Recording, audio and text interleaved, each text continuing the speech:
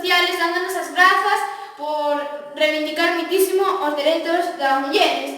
E como non, porque aquí non só dis os casos de violencia, sino tamén loitase polos casos. Así que agora queríame dar un forte aplauso para a miña compañeira Laura.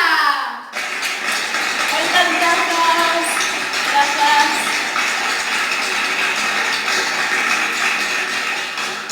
Bueno, ela tamén tivo moito que ver neste programa, porque non só estuvo nos exteriores co caso Isabel, que tamén estuvo aquí nos interiores comentando agresións de grupo.